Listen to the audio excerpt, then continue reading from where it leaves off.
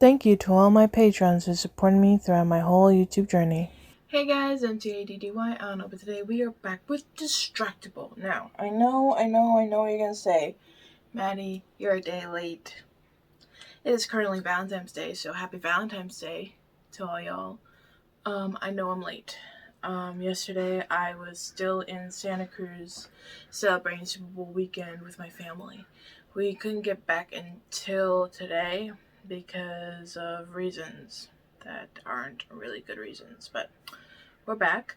So today is gonna be a maybe 3-episode day, maybe, because after this I have to record a video for full-length reaction to Pride and Prejudice, which is gonna be my first time reacting to that. Probably not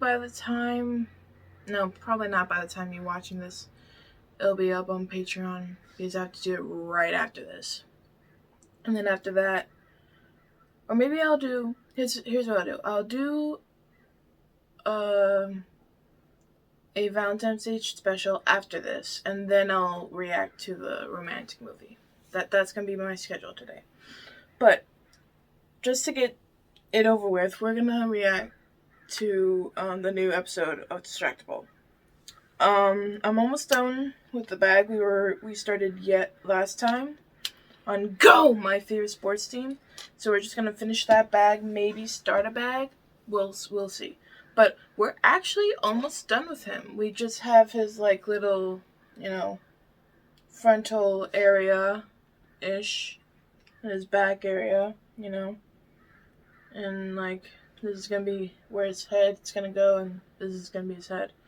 So really all we're finishing is the design on the legs, and then we'll probably be moving on to the head. So yeah, let's get into it. Alexa, start the new episode of Distractible. Playing Distractible from Spotify. Here's the latest episode, Profession Confessions. Profession Confessions? Welcome to Distractable, a Woodhouse production. This week, Bob hosts and heralds limestone for cracks in erections and licks his hands clean after an expulsion. Mark saves groceries from being lost and gets caught red-handed in the condom jar. Wade stalks Mark, nearly gets stabbed in the back, and checks for anthrax. What? It's time for Profession Confessions. Now sit back and prepare to be distracted and enjoy the show. Thank you. Hello, listeners. Hi, and Bob. Welcome back to another episode of Distractible. I am your host today, and my name is Bob. Hi, Bob. New here. This is a podcast where I host. Well, actually, that's not true. One person hosts, and the other two compete. I'm hosting this week because I won the last episode. Because I am the best friend in the world, and/or I am a slightly better bad friend than Wade is. But whatever, it's fine. For whatever reason, I won. And as you'll see, there are points sometimes, or otherwise, scoring, or it doesn't matter. There's just going to be a winner. That's the ultimate thing. There's a winner. Could be arbitrary. Could be highly scientific. Who knows? But one of these two men I'm about to introduce will be that winner. Either going to be Mark or Wade. Oh, is that where we come in? Hey. Hey! I don't know, man. It's me. Say hi. Don't say hi. Bob, you have 10 toes. Do I win? Bob, you have 5 toes on your left foot. Ooh, which one is a righter? That's the real question. Right one. Unless you got your feet crossed over, then it's your left. Oh. If anything, your left foot has toes that go incrementally bigger from pinky to big toe, so they're kind of escalating in a right direction. Unless your second toe from the big one is a little bit longer, which is a common thing in feet. Well, But it's bigger, not longer. Yeah, I know. Bigger volumetrically, even if one might be longer. Well, you are saying he meant volumetrically. He could have meant length. He just said bigger. He meant bigger. Longer is not bigger. Bigger is bigger. And longer is longer. Yeah. Well, bigger is longer than a length. No, I stayed away from the length conversation by emphasizing the bigness of it, which is inarguable. Look, girth and length both matter. Girth and length create bigness. Neither alone is big. One is long and one is girth. girthy? Yeah. I don't know. The fabled pancake dick would still be pretty girthy and big, even if it's not very long. I don't know. It depends how extraordinarily girthy or long it is. But honestly, I don't think that's the point. If you want to understand what's happening, listeners, you better listen to last week's episode, or else none of this is going to make sense. But if you listen to the episode from last week, this will all make sense. It actually does. I think you'll see. I don't think so. I don't think anything that happened last week makes sense. I think it'll. Alright, well, what's the topic this week, Bob? Or do you care about Whoa, us? easy. Wow. Yeah, calm down. I'm the I didn't host. realize our small talk ultimately led to quizzes later on, so I just kind of want to skip it and go right into the topic. That's a strong attitude, and I respect it. 1 point for Wade. Thank you. But before we usually do small talk. You know, we just skip right over small talk. What's up with you guys? You got any fun stuff? I don't know. Anything new? Wade showed up to my house with like a notepad and like binoculars. He's been spying on me ever since. Just muttering things to himself in the distance. I invite him inside and he goes like, "You need shakes." I want to be clear about something, Mark. I didn't know where you lived, so I looked at a lot of people's houses before I got to the right place. That's interesting. You could have just asked. Well, I didn't want you to know I didn't know. But now I know, so I'm okay with you knowing I didn't used to know. Okay. That's is that fair, Bob? I don't know if that's fair. I can't judge. I don't know if fair is the word, but you know what? It's honest, and that's good. What, does he get another point for that? No. Okay. I'll give one of you a point if you've heard of this thing that I want to talk about. Have you guys heard that they figured out how Roman concrete was made and how it's been so resilient? I'm lying, but yes. I'm not lying, but no. Well, if you'd been telling the truth, Wade, you might have had a chance. I was telling the truth about lying. I was telling a lie about not lying. One of us speaks in riddles, one of us speaks in rhymes. Oh, lying all the time. Wait, this is where you join in. Hi diddly dee, ha ha ha hee hee, give a point to me. Whoa whoa whoa pee pee. The classic. Does he get a point for that? I'm just gonna take a nap right here until I die. I don't want to get out of this labyrinth. Well, tell us I don't about like the it. Roman Catholic concrete or whatever you said. All right. So Roman concrete is incredibly resilient, right? Mm-hmm. The Parthenon in Rome has stood for centuries, over 1,000 years. I don't know for sure. But like, I thought that was made of marble. but like Roman concrete is so much more resilient than like modern concrete, right? If they built a modern bridge a decade ago, it wouldn't surprise me and anyone, you know, if you live with that bridge and you see how it is, I don't think anyone would be surprised to know the concrete probably is kind of crumbly after a decade. After a few decades, modern concrete starts revealing the rebar underneath it and all this stuff. It crumbles to bits. But Romans did something that the researchers think they finally figured out what they did that made the concrete not only really strong without any rebar or reinforcement to it, but it heals itself, which is fascinating. Well, The theory is that they think they figured out is that the concrete mix that Romans used had Semen in it. close, but not at all. No. Wait, had close? big chunks of limestone in it, and How is that close? Like way bigger chunks than you would normally want to have in concrete. Like, you know, they stick out. They seem weird, right? It's a weird characteristic. Concrete, you want it to be pretty uniform and well mixed and that sort of thing. But the thing about the limestone is, Sorry, the way my that door they is put it haunted. into the mix, it was sort of like scattered about, and so the thing about the limestone is when a crack would form, that would expose the interior of the concrete, whatever it was, building, bridge, whatever, structure thing, to water, right? Water would get into the crack, it would seep into that new hole in the concrete, but the limestone mixed into the concrete dissolves when water touches it. And it would actually create like a new calcification where the water would go into the crack, it would dissolve the limestone, and whatever chemical sort of reaction stuff happens there, basically it would heal itself. The limestone would create calcification that would fill the crack and like expand out into the crack because of the water getting in it. So literally the Romans had a technique for making concrete where it heals itself, it fixes itself, and it's incredibly resilient. Aqueducts and buildings and things finished for centuries when modern concrete buildings crumble to bits after 50 years. So I don't know how this is going to be used in modern technology, if anyone gives a shit, but I think it's fascinating because I used to run teams now and other, their old Roman structures things. It's insane that all these buildings have been standing for this long, and they're, made of just poured concrete buildings. But the calcification, interesting. Yeah. So if they just gave the concrete milk, could milk build strong bones and strong concrete walls? Absolutely. If you ever see concrete with big cracks in it, looks like it's crumbling away, just pour some milk in there, and that'll... So Don't do it's that. Semen, it's the same thing. Right. Milk is cow semen. Yeah. Got it. It's white. And both go well with Cheerios. One of us speaks in riddles, one of us speaks in rhymes. Which one's telling the truth? We're all making this seem very boring, but it's cool, okay? It is cool. It is really cool. Is limestone hard to come by? Could they get enough limestone to do that with roads and things? There's a lot of limestone. I think limestone is a fairly common, because it basically forms, well, no, I'm not going to say that. I don't know how limestone forms, but it's something that forms pretty commonly. When limes fall into rocks and become part of I'll the tell you fossilized how rock. it forms. Limestone forms when these minerals precipitate on water containing dissolved calcium. That's enough.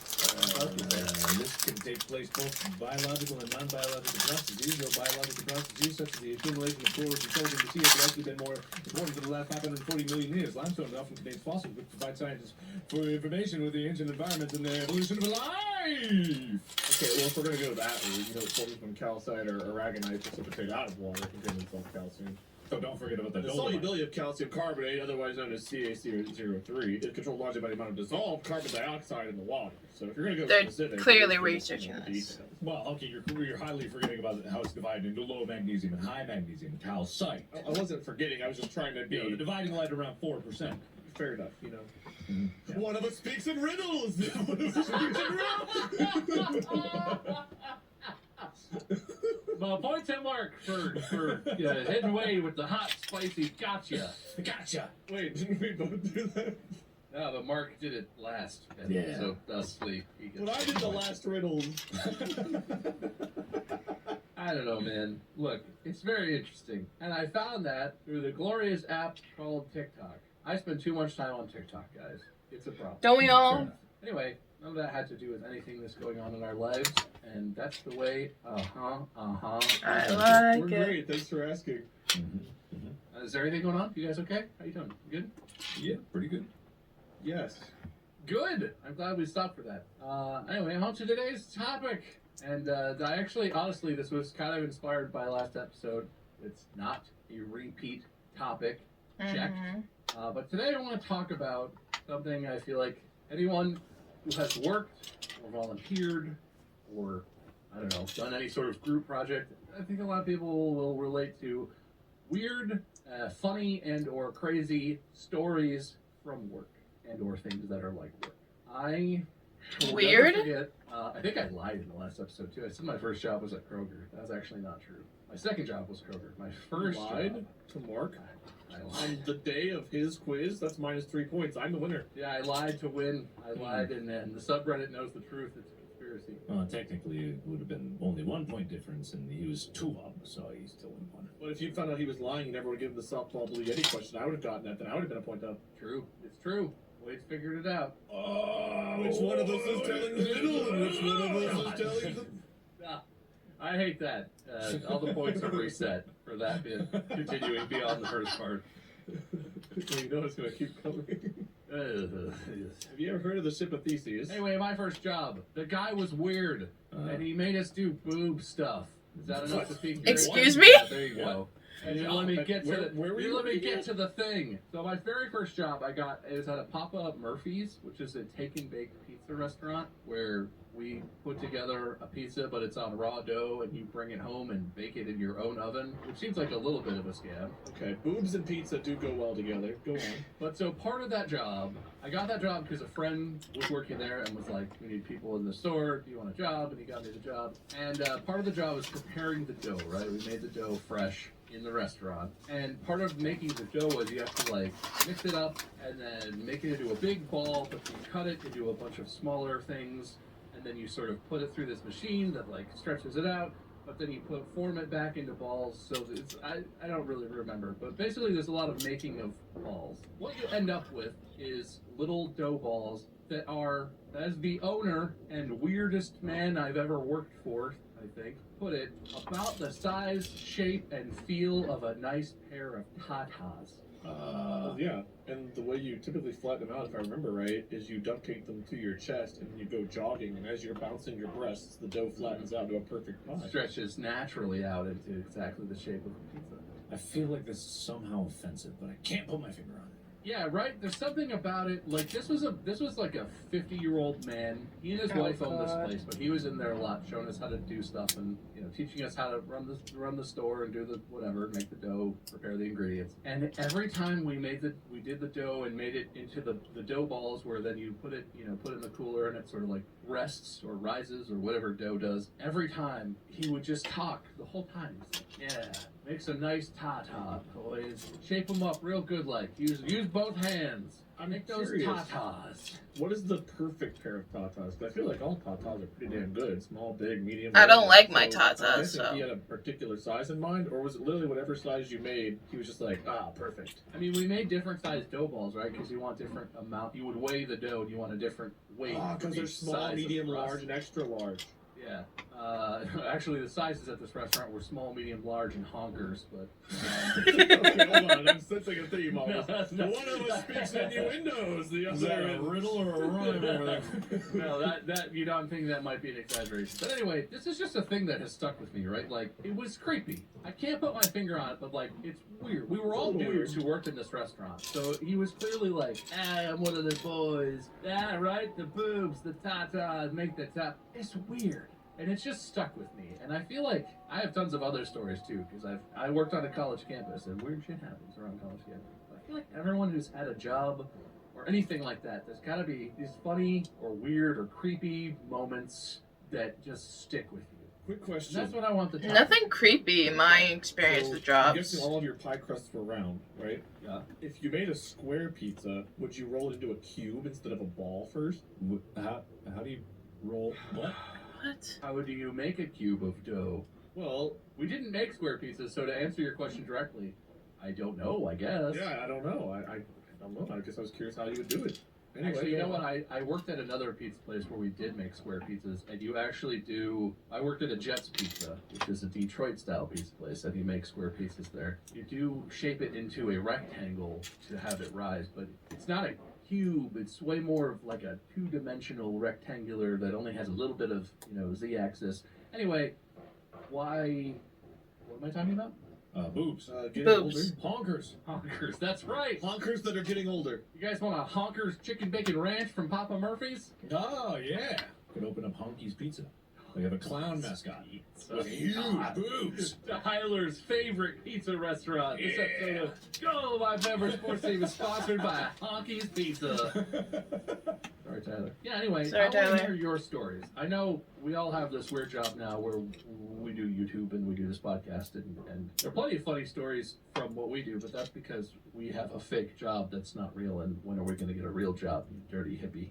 Us dirty hippies, whatever. Oh, I thought you were Well, calling our we all audience. have worked like part-time gigs. Mark worked in a restaurant. We worked there together, kind of. Not together, because you were a bartender, which means you were better than me. I was bartending for like 2 weeks. Yeah, that's who's better than who? I don't know. Damn. But yeah, so hit me. What do you got? Give me some Mark and I titles. worked as a bartender for like 2 weeks, right? Yeah, well, I know him better than you, so of course I knew that. You guys are there. This episode of Distractable is sponsored by Mint Mobile. Ring, ring, ring. Hello? Hey, what's up, dude? Who is this? It's your bro. Guys, you're like 10 feet apart. Why are you talking into a cup? What's that dumb voice I hear on the other end of your line? I'm standing like 20 feet from both of you. Wait, I'm on a call. Yeah. Can you hush? It's an important call. Dude, he's so noisy. Anyway, look, dude, bro, I was gonna wrap a little scroller on an arrow and shoot it over your way later. I found this awesome meme Whoa, on the that's sidewalk sick. earlier. Guys, everyone just, what are you doing? Shooting arrows with notes and talking into cups. I've got pigeons now. I got 5 pigeons. I still run a turtle now. If you can afford all of these weird things, you can afford just to get an easy Mint Mobile plan and a phone and talk that way. You don't need to feed pigeons and turtles and shoot scrolls and buy cups. Listen, I'm all for modern tech, but we can't. Yeah. You guys are lucky that I'm here to tell you that Mint Mobile is the easiest way to save money. It starts at only $15 a month, and you can have premium wireless service, and you can get it online, so you don't have to go anywhere and do it in person, so you can save on gas and car. I don't want to find out what your car situation looks like. I don't know if I could get them on the line. I think Mark is the only one I can talk to on this line, because it goes... Not on that. It just goes from his can to my can. Yeah. I have a computer. You can use my computer. You don't have to have your own online. What's a computer? Get your new wireless plan for just $15 a month and get the plan shipped to your door for free. Go to mintmobile.com/distractable. That's mintmobile.com/distractable. Cut your wireless bill to $15 a month at mintmobile.com/distractable. This episode of Distractable is sponsored by BetterHelp. Guys, can we just time out for a second? I've been wanting to bring this up for a while, and I don't know when to do it, but I think we can just, take a pause here. I'm stressed. Great segue, buddy, because when you're at your best, you can do great things, but sometimes life gets you bogged down and you may feel overwhelmed. Yeah, kinda. Imagine you had these 2 guys in your life, and they Sometimes we feel overwhelmed, and it's nice to have friends to talk to, but they're not always everything you need. A licensed professional therapist might offer you the tools and solutions you need to feel empowered and be on top of your game.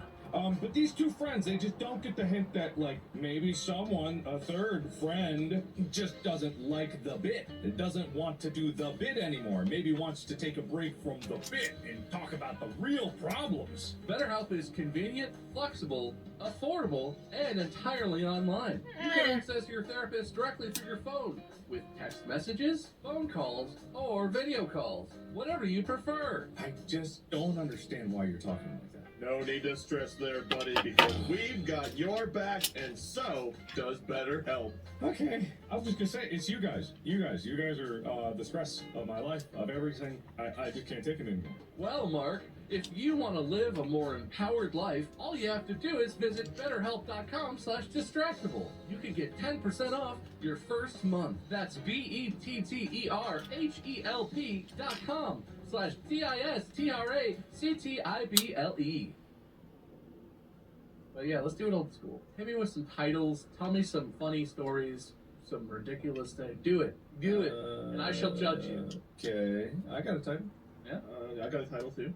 Yeah, Mark first. My title is If I Just Move Slowly Enough. Yeah, intriguing. I'm piqued. My interest is piqued. Oh, jeez. I'm peeking. What do you got, Wade? Yeah, I killed him, but hang on, I'm peeing. Can we do Wade's first? I'm sorry, Mark. Wade has to go first. He picked the riddle, not the rhyme. Wade's leading off with a banger. Point for Wade. Thank you.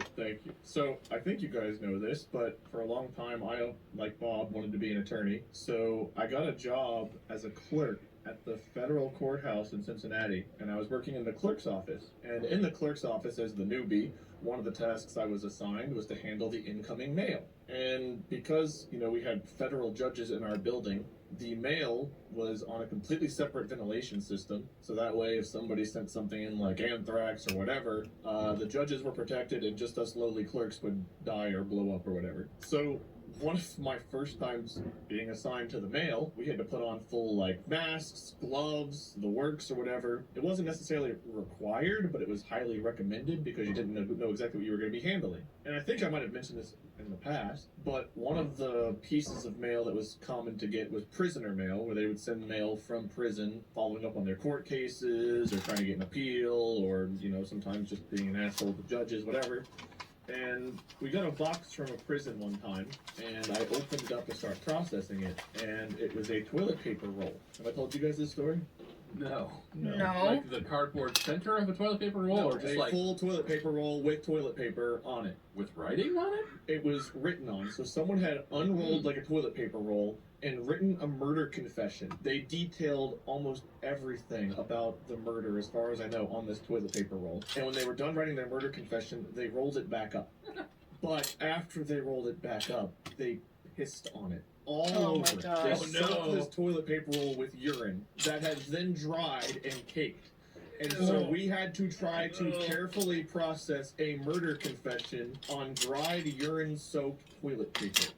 And that's like one ply, like used in the sheriff's jail or in prison or something paper, right? This is.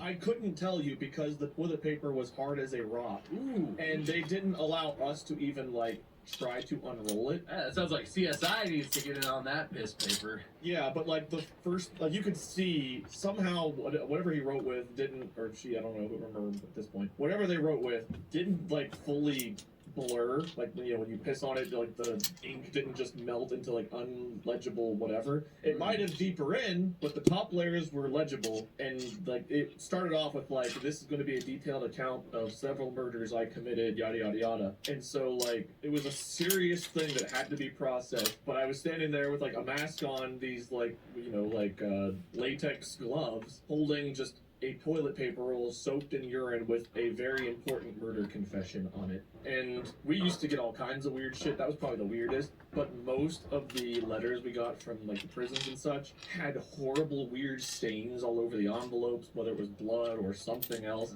It was disgusting and awful, and I don't recommend anybody ever do it. Open that mail. It's terrible. That's interesting. Yep.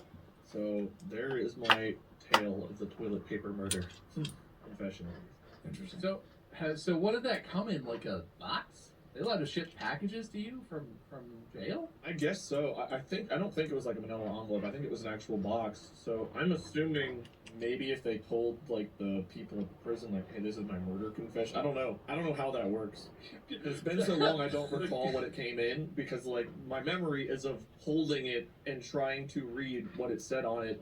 And then looking around for like a superior to be like, I think this is a murder confession, but and he's just, what do I do with this? I can't send it to the because once you sorted the mail, you would send it to like the appropriate judge or whatever. So it's like I knew what judge was supposed to receive it. It's like I don't think I can just put a urine-soaked toilet paper roll in the judge's basket and be like, here, deliver it. So there was a lot of protocol questions that we didn't have answers to with that. Interesting. I like to imagine at the jail, prison, whatever, the inmate that did that let it fully dry up and then brought it over to like the post office or whatever, the post window. And there's the security guard or whoever's working in there. He hands it to him. It's like, what is this? Oh, I peed on it. So now it's all dry. And the guard is just like, I don't even fucking want to. I'm not going to ask. I'll just box this up and ship it. God damn it. I hate this place. I want to make sure I put my personal seal on it so they knew it was from me. That's really interesting and also concerning, but yeah. I hope that wasn't like a minimum wage job. No. Paying you $7 an hour to put on your anthrax mask in case you get dosed by a piece of angry mail. I think I made $12 an hour there. Oh, well, that's worth it. That's risking your wife's money right there. Hazard pay. That might be wrong, though. That might have been my other job. I think it was between 10 and 12. I can't remember exactly. It was between 10 and 12, so it wasn't minimum wage. But wow. I mean, obviously, you didn't die of some kind of poisoning attack or whatever. Did anything crazy ever happen where just an envelope full of powder that turned out to be like flour or something came into the mailroom, or was that not while I was there? Not a reality. Yeah, not while I was there. They do screen to some extent, I guess, but ultimately it fell to us to make sure that we weren't putting any of like the judges in danger. But no, other than that, and a couple of, like I said, weird stained envelopes, murder confessions, most of it was like just filing documents or trying to get like appeals and stuff. There were some creepy things, like I think there was a love letter to a judge from a prisoner once, but I don't recall the details of that one either, because I don't think I processed, I just heard about it. But no, thankfully that was the worst thing that I dealt with. Though it was always scary whenever you had an envelope that looked like it had gone through one of the Saw movies and you had to open it and figure out what the hell was inside. Well, that's interesting.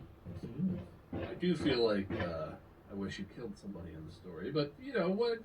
5 points to Wade for an interesting story and a really gross-sounding murder confession. As a bonus, I didn't kill anybody, but there was a time where I came through after lunch, and there was metal detectors on both sides of the entrances to the courthouse, so people had to go through that before they could come in. And there was a time where I was going through, and a guy behind me pulled out a knife and tried to run through the metal detector right behind me. And one of the security guys like ran past me and tackled him as I was walking there. That was scary. That is scary. Yeah, that's not great. Yeah, so that's my bonus almost murdered story. I don't know if he was going to stab me or if he was just, I don't know what he was doing, but he pulled out a knife and was right behind me apparently. Anywho, good dodging or whatever you did. I'm not going to add any more points though. You get 5 points. Clerks, best job ever. It sounds like it-ish. Well, Mark. Yes. What So if you just move slowly then? Yes. So this is back at my first job, which if I'd told the story sooner, you might know that my first job was at Kroger. Ah, valuable information. I'll remember that. Yeah, I worked as a non-food stocking clerk, which means I'm in charge of everything that was not food. Even when I was working there, I didn't understand what the title meant. It wasn't until like many years later that I was like, non-food. Oh, non-food. Oh! I was very dumb. I believe I was 15. And so one of my responsibilities, in addition to stocking the non-food shelves, was to take a shopping cart and go around every aisle and pick off things that people leave behind. So people will leave like random things in odd places, and I'm supposed to go grab them, put them in a cart, push them to the back so they can be resorted later. Right? Sure. Very simple job, very dumb. A few weeks into my first job doing this particular part of my job, I noticed something behind the baby food. I scooted it aside, and I saw a box of condoms. Now, a box of condoms is actually in my department, but the problem with this one is it was torn open, right? Someone had ripped open a box, stolen out some condoms. Don't know why, just happens. But the first time I had ever seen something like that. And so me, being a 15-year-old, I go, what? Condoms?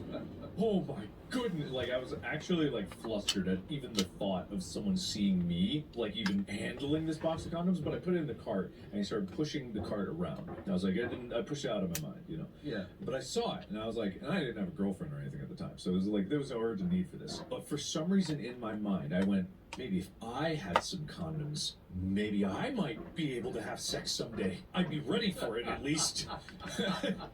And so, as I'm pushing my cart through the aisles, I start slowing down physically, like the cart, because I'm thinking like, okay, it's in like where you scoot out the baby thing and it's like you would sit a toddler in there. So it's at the top part of that, and I positioned it very carefully for there, so that as I'm pushing the cart, I could slowly move my hand like off of the grip and down and try to grab a condom out of it, and I'd be like, I'll just pocket one, and then I'll have one, and then I will have the condom power. But I didn't realize, Condom power. I didn't realize that, I thought all the ladies would be like, whoa, you have a condom? Oh, yes, I want you. Now that looks like the kind of guy that has a condom in his wallet. I didn't know you were a man. Did you know that 6 years later you would have sex? Was it with that condom?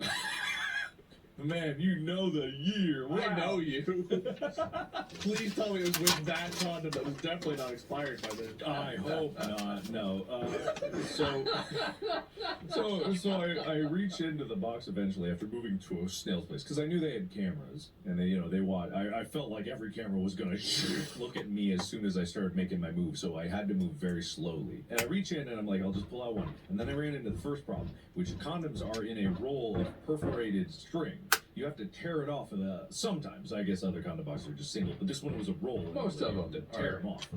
It's like condoms by the foot. Yeah, exactly. And I couldn't do this one-handed, especially considering it's a small box and I'm trying to like stick my hand in, there's not enough room. So I'm panicking. I'm like sweating. I'm in the middle of like, I don't know what aisle, but probably green beans or something like that.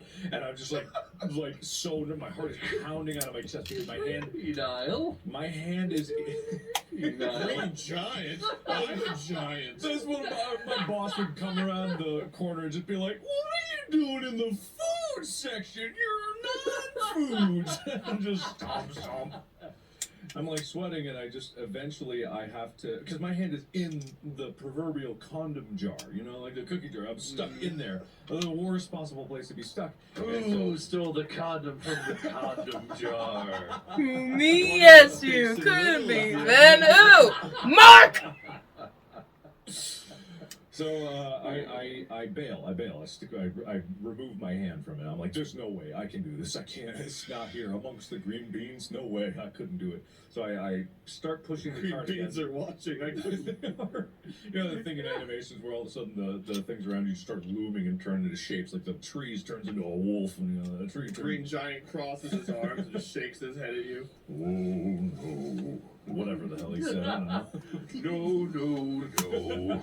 Green giant. No. No sex for you. And I pushed the cart around it, and then eventually I made it back to the place. If you've probably seen it in grocery stores where there's just a random cart with a bunch of bullshit in it. Yeah, I've seen that. That's where I would put it, because then they would take it back and they would store it. You would need a condom for the back door. I'm 15. I don't know anything of what you're talking about. This joke goes over my head. So don't laugh like that ever again.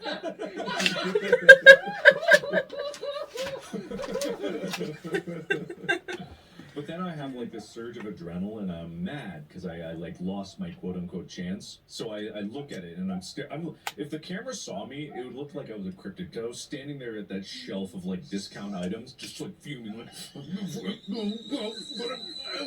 and then in a flurry of motion, I like reach my hand and rip off one as fast as I can, and then shove it in my pocket. And I actually got like 2 or 3. I don't remember how many, but I shoved it in my pocket and I just stomped away. I stomped and I sat at the makeup counter and I just stood there and I sat there.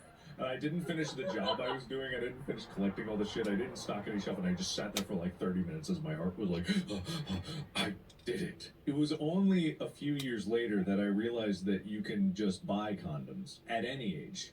I thought you needed to be 18 years old to buy a condom. I thought it was like cigarettes. So I was like, oh man, I didn't need to do that. I didn't need anything about that.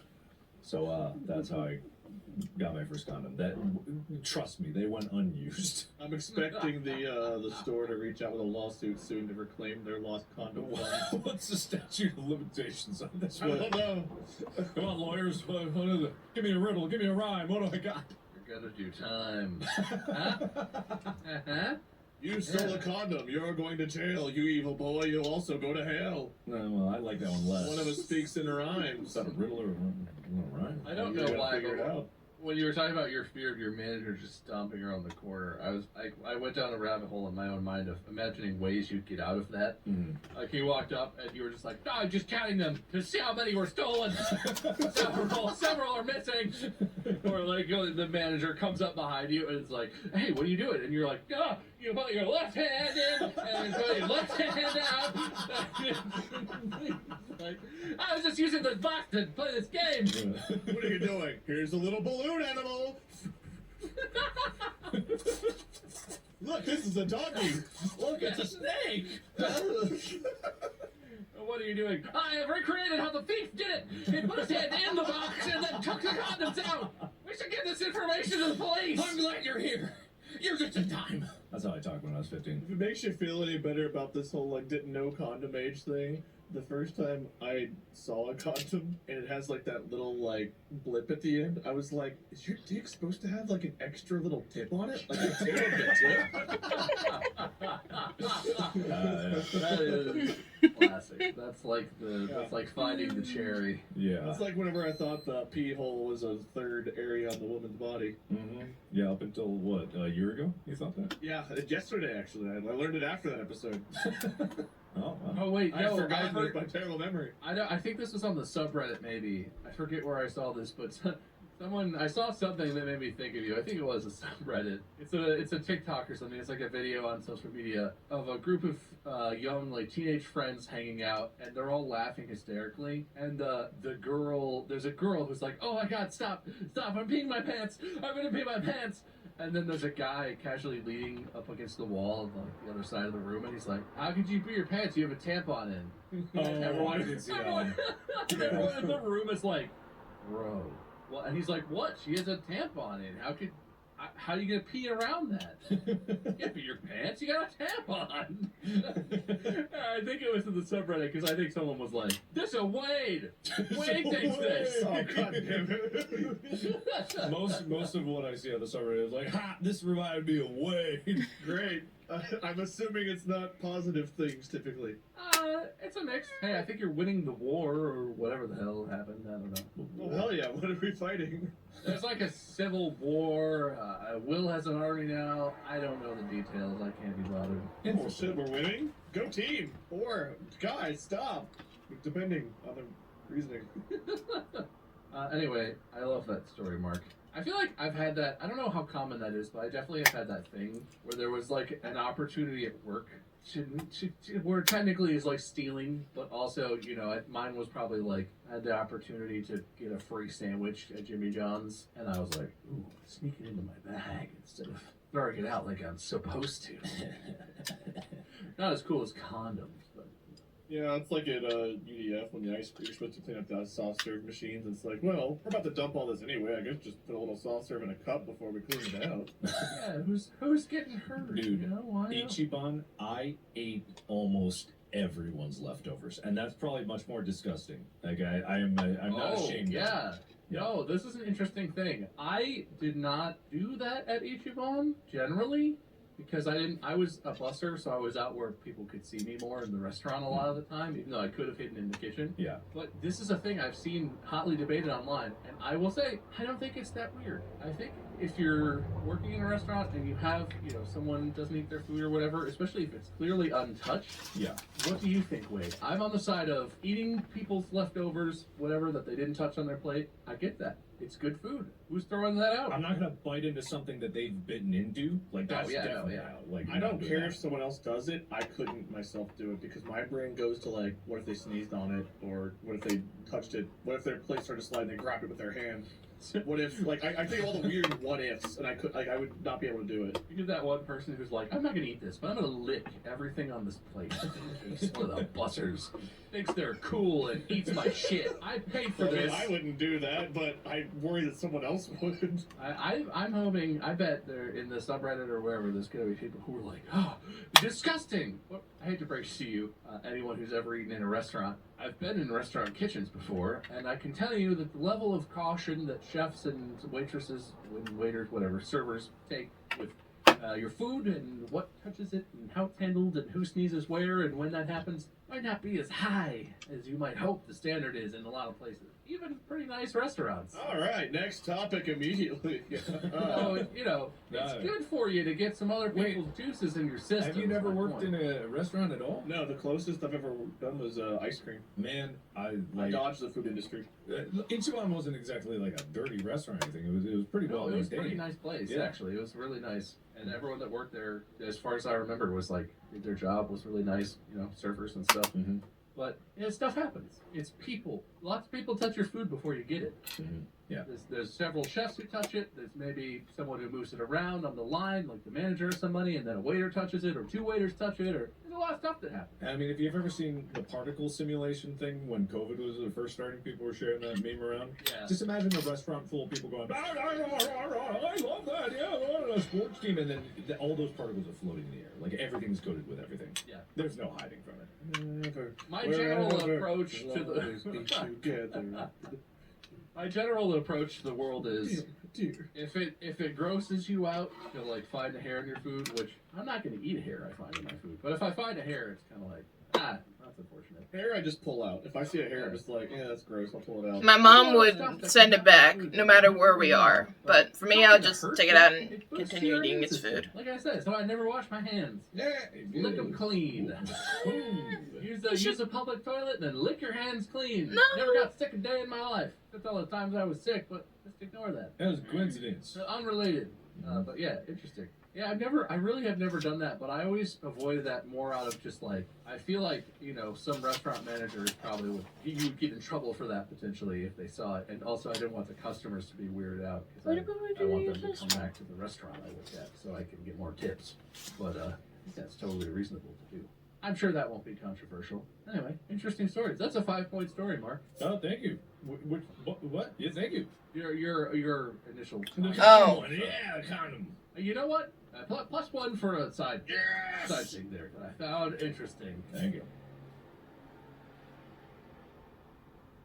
You want more titles? I got more titles. Yeah, should we do another round? I'm into another round. You have another one, Wade? Yeah, I think I've got another one. Let me think of a title real quick. Wade's title first this time. Whenever you're ready. Don't rush it. Do it good. No pressure. Okay, I've got a title. You got yours, Mark? You ready? Yeah, I'm ready. Give it to me, Wade. 2 scoops and sex advice. You. No. Maybe it was too harsh. How about... What's your title, Mark? Mine is. Keep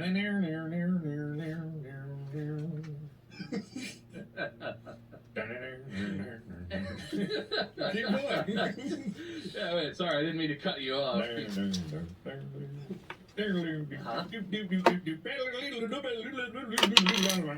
That's the end. Oh, okay. It's a long title. That's a rambling title. Yeah, well, no, it's a good size. That's a tough one. I'm gonna give it to Mark. Ah, yes. Yeah, no, I think using words for a title was way too cliche to me. It's too normal, Wade. If I expect anything from you, it's abnormality. Let's be honest. Oh, yeah, by all means, Mark. But I hope you sing only in musical notes and tell us no words. I assume Mark's story is just him playing banjo for 8 minutes. Well, you'll see soon. It's actually not too long of a story. This actually took place while I was doing my deck building job. There was one day where I think it was a situation where we didn't know if it was going to rain or not. Like the weather looked like it would be raining, so we didn't go out to a job site. But my boss, who was just a character in and of himself, many stories from him alone, but none that need divert us at this time. He decided that he still wanted me to work so that I could get paid. And I thought oh man, I'll just get paid for today and oops, rain happened. But no, he needed to get work out of me. So he took me to his parents' house. And I was extremely confused. It didn't make any sense at all. He just kind of vaguely said that he was going to take me over to his parents' house and he would find some work for me. And I was basically captive. I was in his truck. He drove me to the job site, so I didn't have any choice in the matter. We carpooled basically. I drove to his house and then he got his truck. It was a Ford F450 that could haul all this lumber and all this scrap so that we could build decks properly. And he drives me to his parents' house. When we get there, and I get out of the truck, and he immediately walks in and leaves me standing there. And I'm like, oh, what? He goes in and talks to his parents and whatever. As it turned out, his parents actually owned the company, quote unquote, that was the deck building company. They didn't do any of the manual labor, of course. It was co-owned between him. I still don't know what the situation was. But they're talking in there, and I'm standing awkwardly in the driveway, just I'm being paid for this? And so eventually he pops around the side of the house and he waves me back. So I follow him, and he points to a tree. And I look at the tree, and I'm like, yeah, boss, that's a tree, all right. Tree. Did I get it right? Do I get paid? Well, it was a cherry tree, and there were cherries on it. So what he wanted me to do was pick cherries, and he was like, that was the job that I had. And I didn't understand. I've never picked cherries or any kind of fruit in a day in my life, but I was like, okay, I can figure this out. But they didn't give me a ladder. So it was kind of a cherry tree's not very tall, right? But there's cherries all the way up to the branches. Taller than you are, though. Well, for a normal-sized human being, yes. Listen, this is no time for you. You. Shush. Wow. I was just agreeing with you. I don't know what the hostility is for. Shush. Very cutting, Mark. Yeah. Good work. So, to give a perspective of what the situation is, there's the tree that's by this shed. It's the typical Midwestern shed that everyone else has seen. And the biggest compost heap I've ever seen in my life. I have not seen many compost heaps in my time. This thing was taller than the shed by far. And it was just this enormous mound of scratch, freaking rotten food, all this stuff. It smelled horrendous. It hit me in the face as soon as I got close to the tree. It was just this wash. And I know that composting is a very regular thing. Some people do it. And his parents seemed very old-fashioned with a larger yard and stuff like that. But I'm like, okay, I just gotta fix the tree. So as I'm looking at the tree, the parents both come out, bringing lawn chairs with them, and they set it by the cherry tree. And my boss, who is their son, gets another chair, and they all sit down, and the chairs are facing me and the tree. This is where the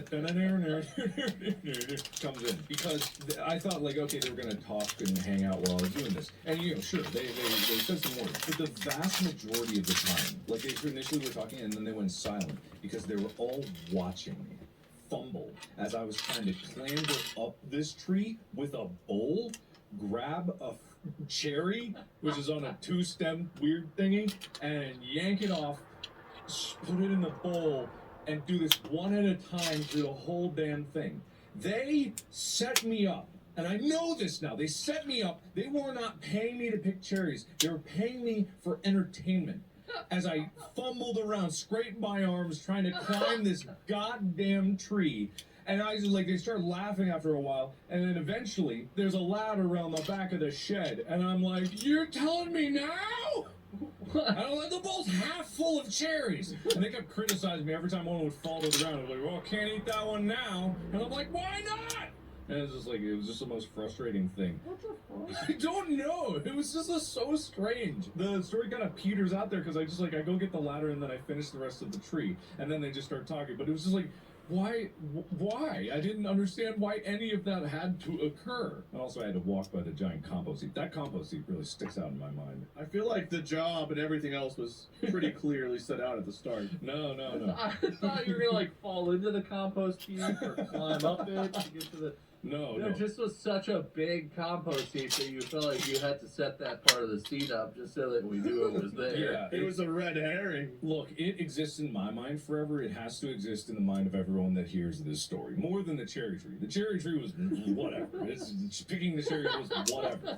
The semicircle of chairs of two very old people staring at me like slack-jawed, watching me pick cherries. That and the frickin' heap of grass clippings just really sticks out in my mind. That's really like questionable and concerning behavior to me. I mean, you're fine. No, I mean, like what? What? The guy went in the house who drove you over there and was like, "Ma, Pa, I brought you a boy to watch." I mean, basically, get the lawn chairs. We're watching a boy today. What the hell? What is that? I don't know. Like, to this day, it still is very, very strange. And just what did they use the compost for? Do they have like a big garden? I don't know. They just had a huge compost heap, and I'm assuming it's just to break down their lawn clippings and stuff like that and let it do that naturally, whatever compost heaps are for. I don't think they used it for well, maybe they did. They might have had some like crops growing down the other side of the thing. I don't remember anything besides the giant pile and the cherry tree. The only thing I remember seeing a pile of shit that big was your Octodad playlist. Oh, fucking got him, dude, roasted. I'm trying. I watched those. I thought those were funny because Mark almost lost his mind. They are funny. But I can't remember. Is that a reference? My voice, but yeah. No, it was just an insult. Dude, that... Okay. I just picked a random playlist, to be honest. Not to blow smoke. I don't watch, like, all of your videos necessarily, but there have been a couple playthroughs. All of your Dead Space content is fucking great, and I've watched all of it. And your Octodad playthrough is some of the funniest shit I've ever seen in my entire life. I haven't watched that in a minute. See, that thing, I think it's the expansion even, that thing where you're on like the climbing, like the playground equipment and you gotta climb around and cross the bridge and all this stuff, and you couldn't do it, you kept falling down. Oh man. Holy, that was the first time that you reached the level of anger that everyone who's newer might be more familiar with in your getting over it videos. Yeah. With the violence committed against your hand and the chair and the controller. That Octodad playthrough. Oh man. I'm glad we got to relive this. God, that was funny. I remember that. Well, it's funny too because this is a thing. I don't really like rage games, but very particularly Octodad. I played that with Mandy. We loved that game. It was really fun. We had an awesome time. And you fucking hated it. Yeah. And then I Am Bread, too. I played I Am Bread, and, like, I'm not good at it, but I was like, this is crazy. This is fun. And flop around. I thought you were going to murder someone after I watched you play I Am Bread. I Am Bread pissed me off. Octodad was okay. I Am Bread pissed me off royally. Yeah, no, I love it so much when there's a game that I like that you just, like, can't handle. I don't know why. I'm sorry. Surgeon Simulator is the one that that I can never forget because of like him playing with you, then almost killing me afterward. Yeah, no, that was really no funny. good. No good. I dropped a spoon. I will never forget that I thought our friendship might be over when I dropped the spoon in game. Because the way you looked at me, I thought we could never talk again. Man, I don't even remember it because the rage blocked I it in my know. mind. I had never seen you that mad. I remember that morning because I feel like I had to leave after Mark and I played, but I watched a little bit. You did. And he was so mad after we were just playing and fucking around and generally kind of having fun. I don't know what happened. Now, people don't believe me when I say I get a temper and it's real and I don't like it. It's not fun. But it's a very funny and like a scary, can't tell what's gonna happen kind of. I get that to a lesser degree in raid games, but whenever you were legitimately pissed off in a game like Surgeon Simulator or something, and being the person sitting next to you, it actually feels like I'm a crash test dummy about to find out what life is like, being ripped to shreds. Well, thankfully, you survived it. We'll never have to experience it again. No one will. We should get together and play Surgeon Simulator. There's Surgeon Simulator 2 that we were playing for a bit there that had multiplayer. Yeah, well, yeah, that's true. We should play that again. No, we gotta finish Raft first. Yeah, You're right, we do actually. you do. Did you know that SCP game? I've been recording some of that SCP game that has some multiplayer to it too. Like the one where you see the weird vagina face dude and you can't look at it, or you have to stare at him and you can't, like the one where you're blinking and it's like random layout. That's multiplayer now. Oh, cool. Sorry, that was random. Alright, we're gonna actually take a break from the podcast and just schedule some recordings. We're gonna record some games. We'll be back. Oh, that, you know what, Mark? That's a 4-point story. I love that Thanks. story. I'm gonna Octodad. I'm glad you survived, and at the end of it, they weren't like, all right, now fill that wheelbarrow up with some compost and bring it in the house. Just bring it in. Don't ask questions. Just bring it. We're gonna put it to use. Just put it on the bed. And look, so I will say, point for you, Wade, for the Octodad tangent. Yes. Because I love that very much. But I will say that I've had people like come and work on the house. You know, like in my lifetime, I've hired people to do stuff, right? To come and fix a thing, to come and like do like pesticide stuff, whatever. Like I've had people where it's like they're at the house and I can never tell what I'm supposed to do because I don't want to just like go off and be distracted if they need me. You know, sometimes people are like, well, I need to find your attic. How do I do that or whatever? But I also don't want to just stand there and watch them and be like, what are you doing? What are you doing now? Hmm? But like, I would never do that. I would never put chairs out and sit and watch like it's a show. It's so concerning. You guys do that? Is that normal? Is that more normal than I think it is? I hover when people are in my house a bit, but I don't grab a lawn chair, get some lemonade, sit and just watch them work. Yeah. I just frequently check in to make sure that they're working and not robbing me blind. Wow. Yeah. Yeah, trust people, Wade. I don't. But I'm glad they didn't do anything, you know, concerning Well, not any more than what I saw. Who knows what they did when I left with those chairs? you. Somewhere in that basement, there's a VHS tape with a secret recording of you picking cherries. Maybe that's the real first video you ever were starring. Maybe it was. You might be right. Alright, well that was such a jaunt that I can't even remember the boring old words that Wade used to make his title. What was your thing, Wade?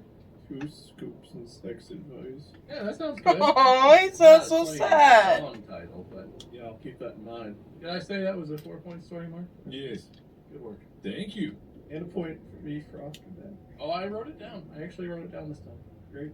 Well, I feel really confident and built up for my tale, so I guess I'll get started then, if that's all right, Mr. Bob. Yeah, I had pretty low hopes, so, you know, surprise me, I guess. Well, I worked at United Dairy Farmers for a while, which is an ice cream place / convenience store / gas station here in Cincinnati. What kind of And- songs played in this store? Can you sing one for me? We weren't allowed to have music except for Christmas time. Oh my god. Wow, What that's- kind of... There was no music, there was no joy. I'm sorry, did you grow up in the town from Footloose? And after I left, they installed cameras even in the back room, so if you took a break to eat, they would know what you ate and how long you took to eat it. Fascinating. That sounds fun. This is Big Brother Dairy Farmers. 1980 UDF. The dairy farmers aren't paying you to eat. especially if you ain't eating dairy products. No, like we weren't allowed to take quote unquote food breaks because technically, since we worked in a place that served food, we were expected to just have fine time to eat along the way. Like it was something. But on this particular occasion, I've actually got kind of two tales blended into one because they happened around the same time. One day I was working just normal midday shift, and this kid comes in, I don't know how old, somewhere between 12 and 16 probably. With guys, sometimes it's hard to tell because guys at puberty at different ages tend to be slower developers sometimes, so it's really hard to tell. Somewhere in that age range, I would guess. And he walked over, and typically whenever people that age come in, they grab like a Gatorade or a candy bar, they go to the ice cream, whatever. But he goes over to like our medicine section, and I'm like, well, that's a little weird. And so whenever people do something kind of out of the ordinary, you tend to keep an eye. And he kind of kept looking over at me while he was over there, and I was like, okay, this is like 2 red flags already. Dude's like eyeing me, and he's in the medicine section. What is going on? And before I can like get around the counter to go like walk over and offer to assist him or whatever to actually, kind of imply, hey, I'm here. What the fuck are you doing? He looks at me over the shelf and he goes, hey, where are the condoms? And I'm just kind of taken aback because I had never been asked that before in this store. Because typically, people come for ice cream and milk or whatever. We don't sell condoms here. Really? You guys have all this other stuff? No, we don't sell condoms because, well, dairy farmers, at least at that time, did not sell condoms. All right. Well, you kind of look like you get around, and I'm going to be getting some tonight. Do you have any advice? Is what he followed up with to me. He said that? I was like, what? He's like, I haven't really done it before. You got any tips? Oh, you said I haven't really done it before? He said that. Oh, I thought this dude was out here just bragging around like, I get a lot of puss, so I need some condoms. Well, he's about to get some for the first time, apparently, and I looked like I got around, so he wanted advice. This weirdly reminds me of the first time I ever bought a condom. I walked in, this UDF maybe. Was it you? I realized you can buy them. Where you got your condom? My God, you guys were about the same height. I only ever stole these before. I didn't even know you could pay for them with money. Where are they? I'd like to procure some for sex having. I thought they were earned like Highlander. I got them. I don't even remember how I responded at this point. I was so taken up because at first I thought he was coming to steal something because one, he went to a place that kids typically don't go to, and then that's a good shoplifting spot. Yeah. Well, he kept peeping at me. Our UDF used to get hit all the time for that. Yeah. Well, it's right by our medicine was kind of like by the door too, so if you were gonna grab something and run, like that was a good spot to go to, I guess. But also the fact that he kept peeping over the shelf and looking at me, maybe because he was nervous, looking for condoms or something, or maybe because he was like, I don't see, maybe I should ask. I don't want to ask, maybe it's embarrassing. But you look like you get around. Do you have any tips? Was this Afro Wade? What version of Wade? No, I didn't have an Afro for many years before this. This was like right before. I can see that for Afro Wade. This was like 2010, 2011. So this is like shortly before we started YouTube. So if you go back and look at my first YouTube video, I looked like that. But you also have to imagine that I'm wearing a white UDF shirt with a red or maroonish apron, khaki pants, black shoes, whatever. Like I'm wearing an apron working at a retail place, and this dude tells me I look like I get around, and to give him sex advice, I'm a 22-year-old man, somewhere in that range, and this kid's asking me for sex tips. And I just didn't, so many different lines were being muddied and crossed at that point, I didn't know what to do. So I don't even remember how I answered him. Fast forward 2 or 3 weeks, I'm working behind the ice cream counter. We are actually very busy. I think we had 3 of us working. 2 of us were at registers. I was over what we call dip side, where we serve ice cream. So you come over and you get like your scoops of ice cream, your milkshakes, whatever. And I am helping customers over there. 2 other employees are helping people at the front registers. Out of nowhere, one of the people at the registers asks a question, and I see one of my coworkers look at me, and I was like, "What's up?" He's like, "This guy has a question for you." And I was like, "Okay, what's up?" I'm helping kids get ice cream. I'm scooping ice cream for little kids, and this dude goes, "Hey, my girlfriend and I want to role play. Do you think she should go for naughty teacher or naughty secretary?" Specifically, I was the one that they asked to answer this question. This is a different customer, mind you. You must have given off such a strong stench of it. I must have been in the heat or something. It must have been Wade mating season, and I was giving off a vibe for about a month. But twice in a month, just as an employee at an ice cream shop, I was prompted for sex advice. You just radiate such undeniable Sigma male vibes that anyone who's even in the same vicinity as you can sense that you I'm scooping ice cream for probably like a 5 or 6 year old. And this dude asks me naughty teacher or naughty secretary over everyone in the place. And not everyone just looks at this person like they're a madman. I feel like everyone's eyes turn to me like, oh, how's he going to answer this? Yeah, well, what'd you say? There's a right answer. I think I said, I don't really know. I'm trying to help somebody, but good luck. I think I said something along those lines to try to get out of it because I, wanted to keep my job. That's not the right answer. There's something about having a scoop of Blue Moon cookie dough in a cup for a 5-year-old that makes you not want to answer sex questions from someone you're not helping. I don't know. Just in my brain, it didn't seem like the right time. What's the right answer, by the way? I need to take notes. Obviously, school teacher. Teacher. Got it. Thanks. Well, those are my UDF sex tales. I know they weren't musical or full of shit or cherries, but I hope they were still good for you. I like the idea that you somehow, by doing nothing and not knowing how to respond to these weird questions, gained the reputation as the sex guru who scoops at UDF. Yeah, they're like, he scoops ice cream, but that's not all he scoops. With scoops like those, he's getting some. Can you imagine asking a retail worker for sex advice? I mean, no, I get that, a young man might feel uncomfortable or also might get chewed out pretty good asking like your parents or someone about what to do or like condoms or safe sex or role-playing questions, I guess. But in public to a stranger who's a shopkeeper of any sort doesn't seem like the first place I would go, probably. At least the first dude, I was the one already talking to him. I don't know why I was singled out the second time around. You're just a sexual, you're just a monster. Dynamo. Yeah, it's undeniable. It's just gonna happen. Hey, me. Was there something you did? Was there something about you? Was there clothes you wore or cologne or something? What was this? What was the heart of it? Did you get around? Were you really getting it back then, I guess? No, I was in a relationship with one girl throughout college. How did that work out? I literally a white, like, Damn. semi 3-button UDF shirt and a red. Well, Mark, to tell you answer your question, it didn't go well. Oh, yeah. Yeah, see, don't do secretary, gotta go school teacher. That's your problem. Damn it. I guess it did go well because I'm pretty happy now, so it all worked out. That's true. It was tough at the time. So you do it again? Well, no, I'm married. If I did, I'd be cheating. No.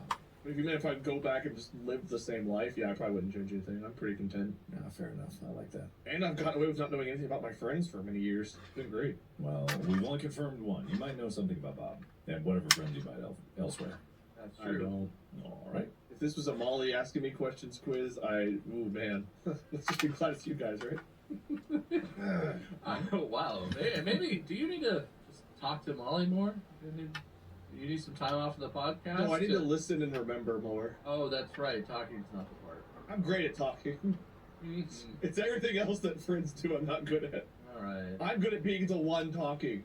Well, I gotta tell you, Wade, that is definitely a whoops. That's not how you type numbers. That's a 3-point story right there. I've gone from 5 to 4 to 3, but alright, I'll accept it. Well, listen, I don't know how many more stories we have. I'm sure there are more, but I'm gonna call it there. And Can just you tell like a bonus quick story? I got a bonus quickie. just like in Mario Party, I'm gonna be a douchebag and add random points to random people's scores here at the end. Yay! This always works out. Mark, do you have a quickie? This always works out. Mark, Mark, a quickie. Do you have a quickie? No quickies. no quickies. This is the wrap up. Mark, you get 1 point Yes. for just probably looking so good in your deck building jeans. I'm assuming jorts. Yeah, you guess right. 1 point for jorts. Did you get? How many people asked you for sex advice while you were wearing your jorts? Weirdly enough, my boss did. Alright, you know what? Touche. Wow, My boss talked about sex stories all the time. That was kind of his thing. that's a definite point. Nice, George, you look like you get around. How do you fuck? But Wade, luckily for you, your raw sexual magnetism is worth a point, plus 1 bonus point for each random stranger that accosts you in public and asks you for sexual advice. That's fair. At least 2. That gets you plus 3 sex points. Oh, Which, hell yeah. if my math is correct, which I don't know why I wrote it like this because it's really hard to read, but if it's right, that leaves Wade with 12 points. Wow, that's more than 11. Let me see if I can add Mark's up. Yeah, but it's just you wait. Oh wait, I made it a tie. Mark also has 12 points. Yes! Man, I really feel like I lost some points here. I don't know what happened, too. What? When did you lose points? I really thought those 3 bonus points at the end were going to put me over the edge. No, something happened. You do get his bonus point for having an extra story, though. We're not going to talk about it. But Mark was all saying nay. I didn't like that. So you get the point for having a quickie, Wade. Great. I'll never tell you all what it is, But he didn't I tell us. appreciate it. I Nonetheless. believe him. He's such a believable Alpha Sigma man fellow that I believe him. Oh, what does that make Also, me? I'm a little turned on. What? I don't know. A beta, I guess. Oh, you looking so handsome today. Oh, that feels pandering. One of us speaks in riddles, one of us speaks in rhymes. God, Mark loses Why don't 8 we points. go and have a fun time? Bringing that bit no. back. Well, that Wade definitely wins. It's okay, Mark. You got a bonus point in my book, but I'm not the host. All right, well, it looks like you will be, so I'll remember it. You can't defeat Wade's raw sexual magnetism, his prowess, his obvious stud-like essence. You can't beat it. Dude, when I walk in the room with an ice cream scoop and stains all up my apron, you know I fucked. Plus, he risked his life, probably, because of the powder, maybe, that was in the thing. And the piss, toilet paper. Oh, yeah. I came closer to getting stabbed than dying from the mail, but yeah, the mail was also just terrifying in general because you never knew. I don't know. I don't like this. Actually, keeping points makes everything so final and decisive. I think I'm going to go back to just randomly picking a winner next time. But today's winner, because of numbers and math, is Wade. Congratulations. Wait, I win one time and you're like, I don't like this system, I want to go back to Nah, Mark something's winning. wrong with this system. I don't like the system. Hold on. It doesn't work out in a way that I like or enjoy, and I can't quite put my finger on it, but there's some kind of problem here. Anyway, Mark, do you have a loser speech? You want to pick some cherries for us? I feel like wait, no, hold on. There were two. There's two. 3 of us? No, ChatGPT. Hold on. Will, don't cut this out. Leave this Hold on. Huh? We're waiting.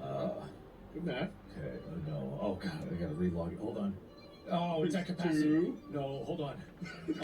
Wait, what are you doing? She's trying to get a ChatGPT loser speech, aren't you, you loser? I gotta go another route. Hold on. You loser. I got it in. Okay. The answer is within, but I will not reveal it. Do you want to know what the trick is? It's that there are 2 answers, and neither one of them has anything to do with the other. Okay.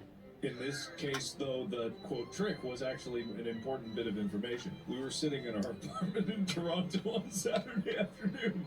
Me and my computer, Grace across from me on the counter with her feet propped up against the edge of my bed. Can you solve that one, guys?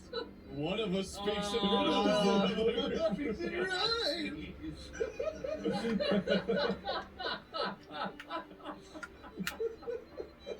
Oh my god. Wait, no, I got real quick. Oh, it goes on? No, okay, I've got a rhyme for you. Oh, great. If I'd been on the side of the angels, I could have stopped Hitler dead in his tracks.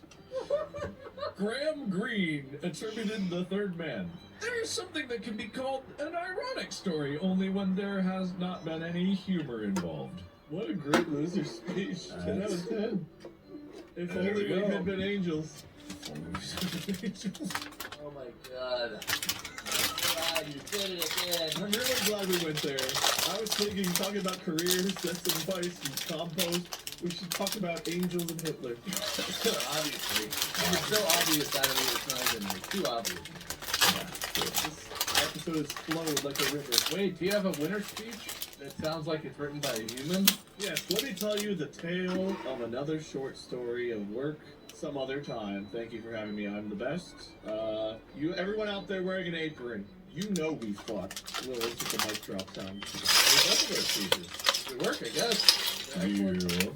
I wish I could undo that, but that's not how this podcast works. We scoop, we score, baby.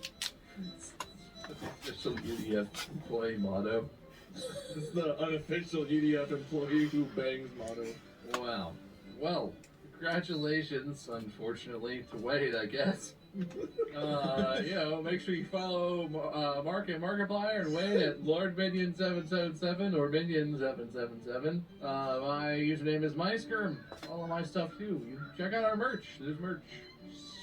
Store at distractablepodcast.com. Yes. Don't learn that one. One of us speaks in riddles, the other speaks. Stop. Shut up. Shut the fuck up. No more of that. That Stop it. Dies here. It's over now. Don't worry about it. There's no riddles or rhymes because that's the end. Thank you. Podcast out. The leftovers were stacking high until Mark arrived. With gusto known only to a young man, he rampaged across the plate, and whirlwind-like, he cleared a lot. We hope you have untouched food in all your future dining experiences. Until next week on Distractable. Okay. One, that was weird. Two, that was weird. Three, that was just weird.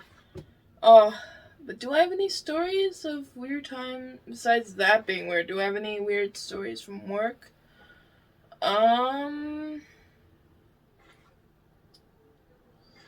Weird stories from work. No, not really. All the jobs I had were pretty normal.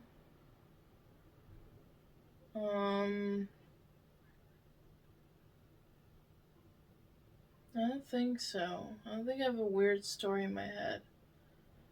Yeah, I don't. Yeah, sorry, I don't. But anyway, if you guys have any weird stories about work or anything else, hopefully on the subject of work, let me know. I'm actually curious, but that was weird. Like, who would think someone who's scooping ice cream fucked, basically? Anyway, we're done with the base model. We're done with his, like, little body. Now we're on to his head. Doesn't look like much now, but it's gonna look like something soon, hopefully. This is actually the last bag, so we're gonna finish his head, probably like there. It's gonna be right there, or something like that, or like that. I don't know how it's gonna be, but it's gonna be something. And it's gonna like attach here, and then that's gonna be it. And then I have a placemat right there for it to live. And if I have any spare parts, I will place it on like rocks and pebbles and stuff like that. And maybe if I have any other like either Star Warsy or spacey type Legos, I'll put it there and like have like a little scenery scene, you know. But yeah, this is actually coming on really well. I like this little sliding thing. That's pretty cool. That's pretty cool. Yeah, this is literally the last page, and then we're done. So probably when we're gonna do Go! My favorite sports team on Thursday, then we'll be able to finish this guy up. And then I don't know what to do after. We can keep doing knitting, but I don't know. I like stuff that I can have my hands on thing, like Legos is like a perfect thing. But yeah. I'll see you guys later. This has been M.A.D.D.Y. I don't know, just Wade, you have the most fucked up stories every time I listen to you. And I don't know why. But I'll see you guys next time. Peace.